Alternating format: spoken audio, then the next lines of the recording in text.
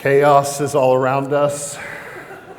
There's no good way to segue out of kids singing up here and when you have to get up and preach. And so I'm like, I'm going to show a video, and then I'll just get really dark and say chaos is all around us.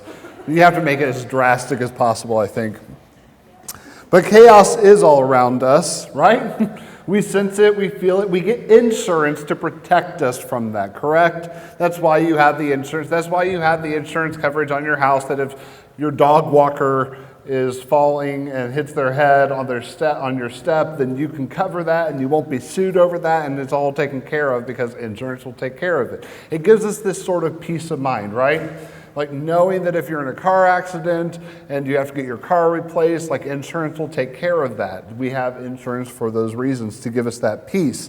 And we think that's probably a little bit about like what peace is. It's this idea that we are protected from danger, right? It's the idea that there's an absence of war or conflict. It's this calming notion that our lives may be put back together if something were to go wrong. Peace has become the notion of this absence of danger or some form of ethereal protection. My guess is when we think of peace as one of the fruit of the Spirit, we tend to think of it as an absence of some form, an absence of uncertainty, an absence of war, and that's somewhat true, but it's not a whole picture of peace.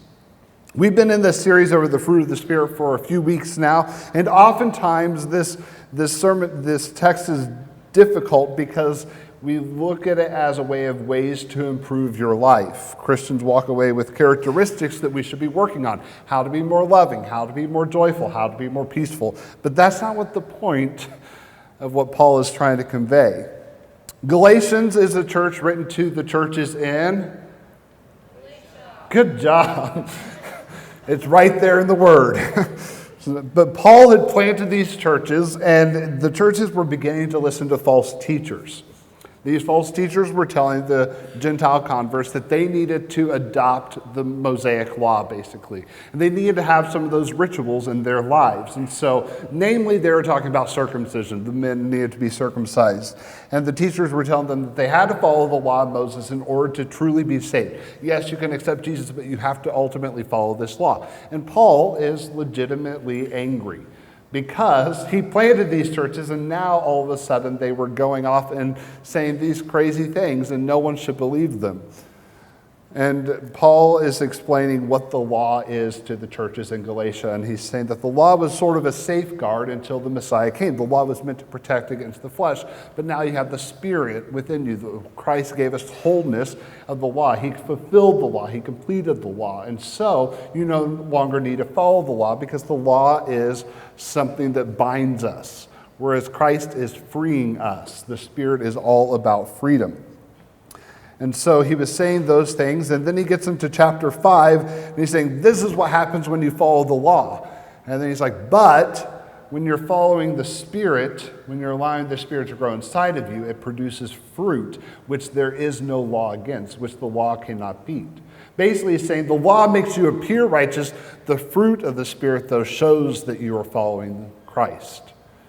And so it kind of grows up out of that. And that's why this is a little bit of a difficult text, because we do treat it like 9 habits of highly effective Christians. It's not that, though. It's not something you can go home and every week be like, today I'm going to become more fill in the blank. Because the whole point of the text is that the Spirit does that work within you. So if you go home and you're like, I'm going to go home and become more peaceful today. Well, the Spirit grows that within you, not you on your own. It's not just an absence of things. And so peace here. Peace has quite a few different meanings. And I love that scholar Gerald Hawthorne has kind of compiled them. He says it's been mentioned over 250 times throughout Scripture. So there's not just one definition. So when someone's like, are you peaceful? There's a whole lot of different ways you can translate that. It can be used as a greeting. It can be used to describe health, to have a sound sleep, a long life, a tranquil death. It can be used to describe good relations between peoples and nations. It is used in connection to law, judgment, and the actions of public officials. It can be used to describe quiet, tranquility, and contentment. It can be synonymous with friendship. It can be used to describe well-being, wholeness, soundness, completeness. It is used to describe God. It cannot be had apart from God. And that's just the Old Testament. Then in the New Testament, it is used to describe all of those things, but also a harmonious state of mind, the opposite of war and conflict. And there's this whole thing about being the mediation in Jesus Christ. So peace is not a singularly defined word, is it? You can't just be like, I have peace. Well, what do you have? What is peace? The fruit of the Spirit is peace. What does that mean fully? And so to help us understand, we're going to take a look at a section of the Bible in the Old Testament, because the Old Testament is filled with peace. And 2 Kings 6, you're like, no, it's really dark, isn't it? There's a lot of death and destruction. Well, yeah, but this story is a great story that I think kind of shows us what peace is. And so go ahead and turn to 2 Kings 6 if you have your Bible. If you don't have Bible, then you can follow along on the screen. When the king of Aram was at war with Israel, he would confer with his officers and say, we will mobilize our forces at such and such a place. But immediately Elisha, the man of God, would warn the king of Israel, do not go near that place, for the Arameans are planning to mobilize their troops there. So the king of Israel would send word to the place indicated by the man of God. Time and again, Elisha warned the king so that he would be on alert there. Now, if you remember much about Elijah, which was Elisha's predecessor, he didn't have a great relationship with the king of Israel. Like there's this whole thing of, I'm going to kill you all the time. The king of Israel kept on trying to kill Elijah, and Elisha didn't really have that. He had a different relationship with this new monarchy, and he kind of worked well with him. Now, that's not to say they're like best friends. They weren't. And it's not to say that Israel had all of a sudden like turned from their ways and become godly again, because they hadn't. However, Elisha has this good relationship with him. So a prophet, which is a mouthpiece for God basically, is having a good relationship with the king of Israel, and he's really speaking to what God is saying to the king of Israel. And later on, of course, they'll try to kill Elisha, but that's a different story. The king of Aram became very upset over this. He called his officers together and demanded, which of you is the traitor? Who has been informing the king of Israel of my plans? It's not us, my lord the king, one of the officers replied. Elisha, the prophet in Israel, tells the king of Israel, even the words you speak in the privacy of your bedroom. Go and find out where he is, the king commanded, so I can send troops to seize him. And the report came back, Elisha is at Dothan. So one night the king of Aram sent a great army with many chariots and horses to surround the city. When the servant of the man of God got up early the next morning and went outside, there were troops, horses, and chariots everywhere. Oh, sir, what will we do now? The young man cried to Elisha. Now, I don't know if he actually said, oh, sir, what will we do now? Because I feel like that's a little bit more of a terrifying situation, and you might be saying other things. And so the servant opens the door. Could you imagine opening the door, and there surrounding your city was just a great army with basically everything pointed at you. All their weapons were pointed at you. There's no way you're getting out of that alive. You're dead. That's the only option. That's the only outcome in that situation. And so this servant sees that, and he's rightfully terrified. Elisha says, don't be afraid, for there are more on our side than on theirs. Then Elisha prayed, O Lord, open his eyes and let him see. The Lord opened the young man's eyes, and when he looked up, he saw that the hillside around Elisha was filled with horses and chariots of fire. So Elisha prays this prayer for his servant. He knows what is surrounding him, and I love the way it kind of contrasts that, where it says that Elisha is surrounded. The hillside around Elisha was filled with horses and chariots of fire, versus the city was surrounded by the king of Aram's army. And so Elisha is surrounded by God, and yet the city is surrounded by this army. Elisha knows that God has more, and the servant sees this now, and the servant can rest at ease, knowing that there's no way that they can die, because God's army is protecting them. As the Aramean army advanced toward them, Elisha prayed, O Lord, please make them blind. So the Lord struck them with blindness as Elisha had asked. Then Elisha went out and told them, you have come the wrong way. This isn't the right city. Follow me and I will take you to the man you are looking for. If war were this easy today, we wouldn't have any problems. This is how we get peace. We need to start praying, make them blind, and then we can fix everything and go on from there. And I love that Elisha is like, I will take you to the man you're looking for. This is the wrong city. It's like a great little joke that he's playing on them. Elisha could have had them struck dead at any moment, right? He could have prayed to God and be like, all right, do your thing, like kill them all. But instead he says, make them blind, and he plays this kind of prank on them, and he takes them to a different city. And he takes them to the holy city, the royal city of Samaria. He led them to the city of Samaria. As soon as they had entered Samaria, Elisha prayed, "O Lord, now open their eyes and let them see." So the Lord opened their eyes, and they discovered that they were in the middle of Samaria. When the king of Israel saw them, he shouted to Elisha, "My father, should I kill them? Should I kill them?" Now, this is an interesting thing because Elisha is being asked by the king, should I kill them? To have that much power in your hands over an entire army, be like, see, this is why I brought you here. It's for you to die. I don't know how they got there, like if Elisha had to be like, follow the sound of my voice, Marco, and like lead them that way. But he led them there, and immediately the king's like, should I kill them? And commentators note that it's not necessarily like just a legitimate question, but it's a question of anxiety almost, where the king is anxious about having to kill them. Should I kill them? Like, is this what needs to be done? An uneasiness about that decision to have to kill them. And so Elisha responds this way. He says, "Of course not. Do we kill prisoners of war? Give them food and drink and send them home again to their master." So the king made a great feast for them and then sent them home to their master. After that, the Aramean raiders stayed away from the land of Israel. Elisha did what a prophet was supposed to do. He was the mouthpiece for God. And we see him take this turn here where he's like, should we kill them? No, of course not. That's not what we do. That's not what we're about. And so there's this whole story, and then he gives them a banquet and sends them on their way home. See, you can't tell me that the Old Testament is filled with violence and destruction because there's this nice little peaceful story, right, where they give him a banquet instead of death. You're probably wondering, what does this have to do with like the fruit of the Spirit, though? Peace in my life. The Old Testament you're talking about, and the fruit of the Spirit, I'm pretty sure occurs in the New Testament. I think we see, though, this peace, the fruit of the Spirit in Elisha's life. I think we see what it looks like in someone. And we see it in a couple of ways. Elisha knew that there were more on his side. And I don't know if he saw them. We don't know if he saw them. He prays for his servant to see the Lord's army, but we don't know if he necessarily sees them or if he just knows that God is protecting him, that God is around him, that God would ultimately win. God would prevail even if he lost. God would prevail. Even if his life was lost, he knew that God would prevail in that moment. This isn't a work of the flesh. You can't get to that point where you're like, I'm just going to trust, because you don't trust, do you? You want to take control. You want to be like, give me a weapon, and I will take this army head on. That's dangerous. It's probably not going to end well. And that's because the fruit of the Spirit in Elisha's life, it reminded him that God would ultimately win. God would ultimately prevail.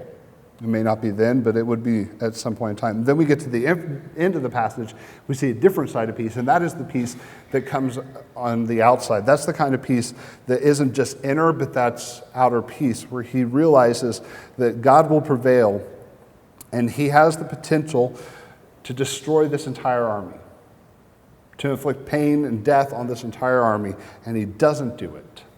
He doesn't kill the prisoners. Their fate was in their hand. The king of Israel anxiously asking, should I kill them? Should I kill them? Having all the power in that moment is like Caesar having the power to kill a gladiator, right? Is that moment in the movie Gladiator where he has his hand outstretched like this and he can either go down or up. And that's what we see here sort of is Elisha in that situation. And he doesn't kill him. He doesn't kill them. And he gives them a feast.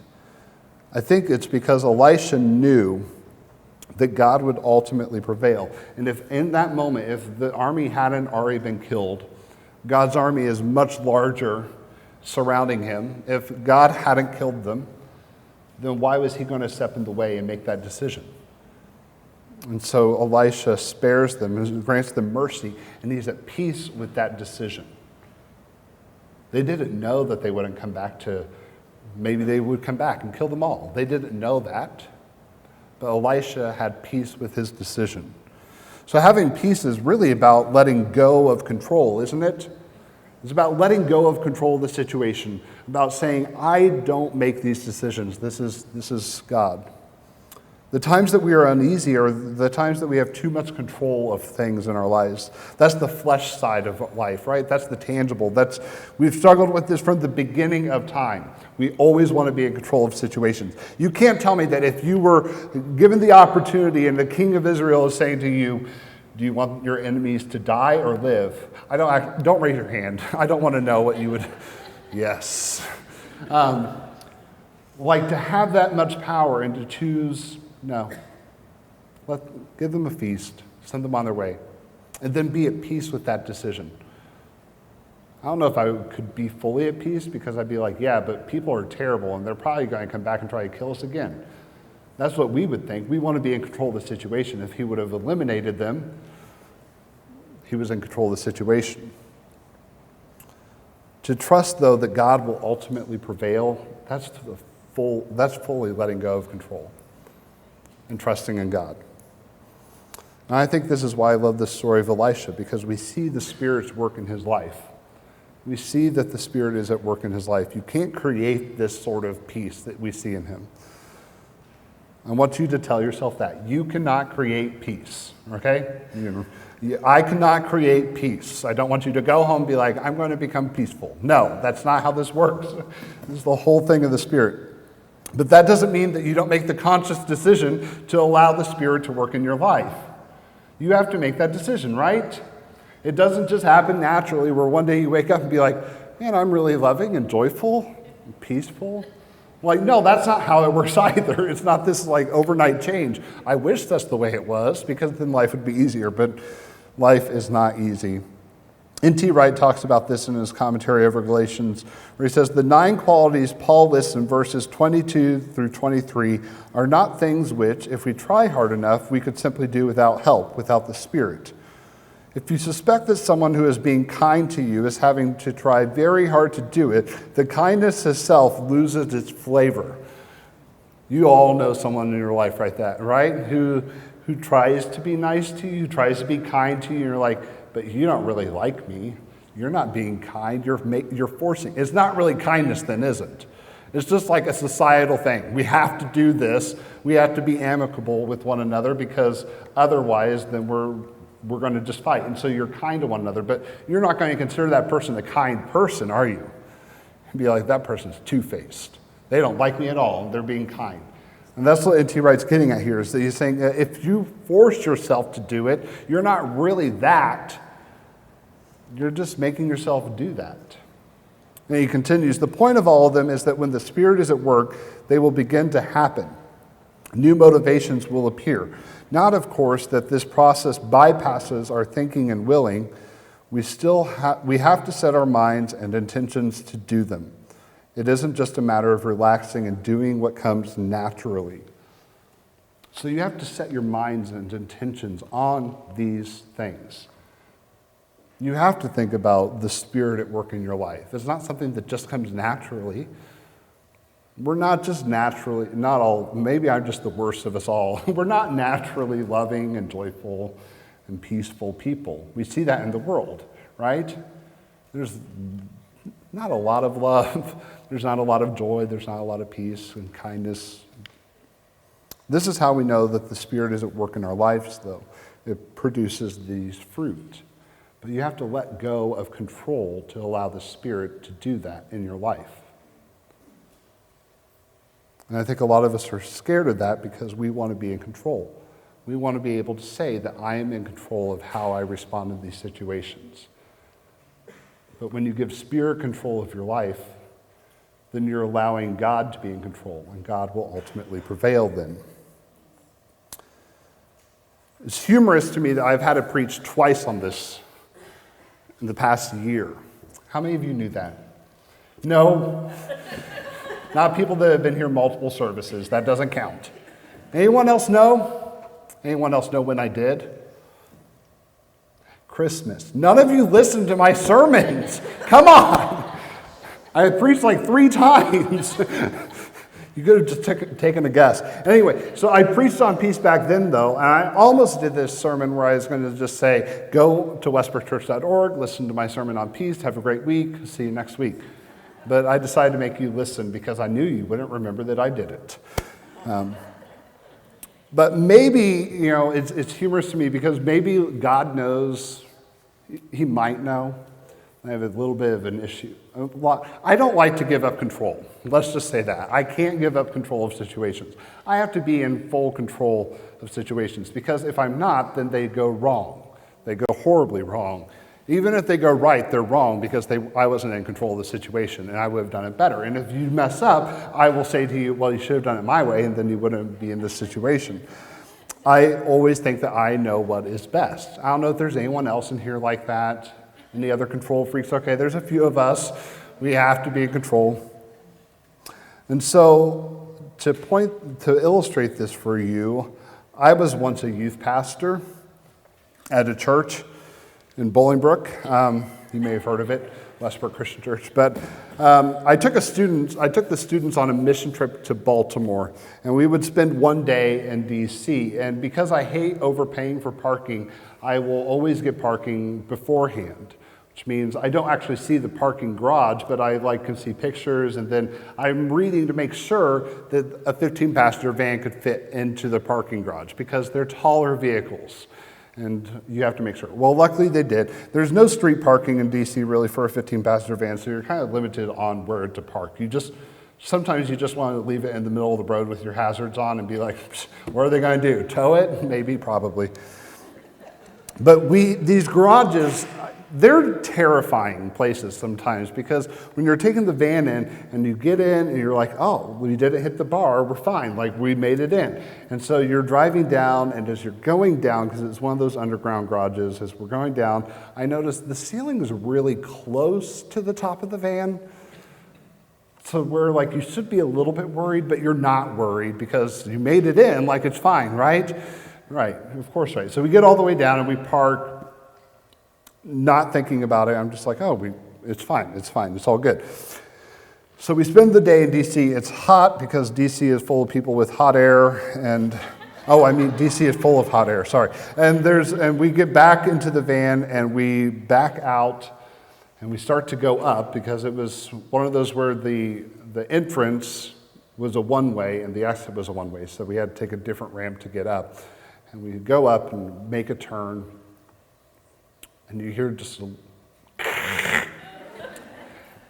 you don't think anything about it, really. No, you think a lot about it. You throw it in the park, and I remember looking out the window and noticing the beam is right on top of the van, and that's a problem. Because we can't get out, we're going to be stuck. So I think to myself, well, maybe if we try a different angle. So I back up, and then we try again at a different angle, and sure enough, no. And I'm like, oh man. And I don't know what we're going to do because we're stuck in the middle of a parking garage in DC, and I have no control over that situation. I have no control. I have no idea how to get these kids out of here. And so I turn to Pastor Rich, who is leading the trip, and I say, what are we going to do? Genuinely, me recognizing I am out of control. I can't control this. And Pastor Rich stares at me and he says, I don't know, brother. That's not what you need to hear in that moment, is it? It's it's all going to be okay. I think he laughed too, because if you've ever met Pastor Rich, you probably have. Some of the students might have met him, and he is the most easygoing, peaceful individual that you will ever meet. When you talk to him, nothing phases him. I think he thought this was a fun little thing, but my mind starts racing then. I don't know what we're going to do. I'm going to have to call the parents and tell them to come pick up their kids from this parking lot in D.C. And they're going to be like, why are my kids in the parking garage? Be like, I don't know. They're just in the parking garage. You're going to have to come pick them up. And then I'm going to have to call the car rental company and be like, we can't get your van to you. You're going to have to come to this parking garage and get it if you want it. It's stuck down there. We're just going to leave it. Don't worry, I locked the doors. No one will break in. And then it's what are we going to have to stay down here for a long time? Or we're going to have to call someone? We're going to have to call someone. We're going to be down here and we're going to die. This is it.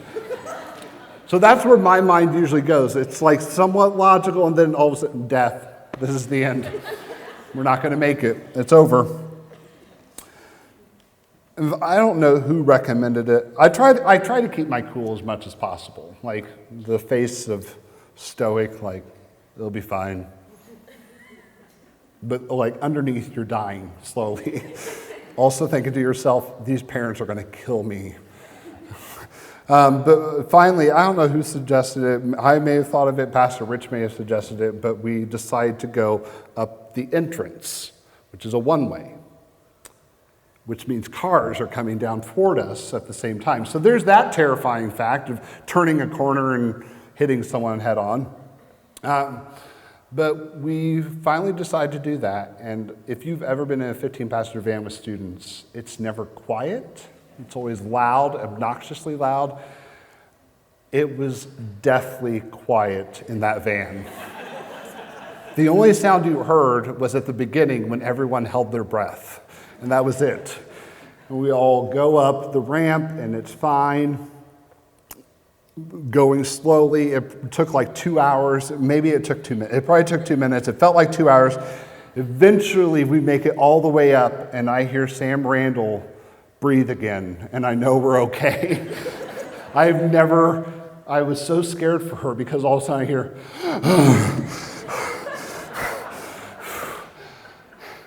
I don't like to not be in control of situations. And if I'm stuck in a parking garage where I can't get out of and I can't control what happens next, then I don't like that.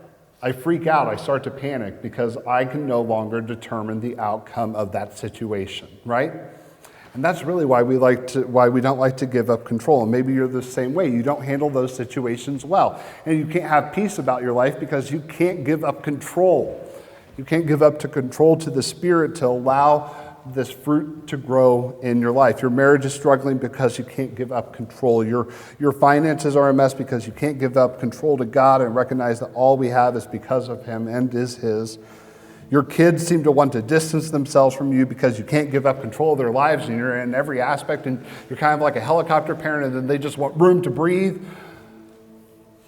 There's all these things we have control issues over. And I sincerely think that it's mainly an issue because we're not allowing the Spirit to work in our lives.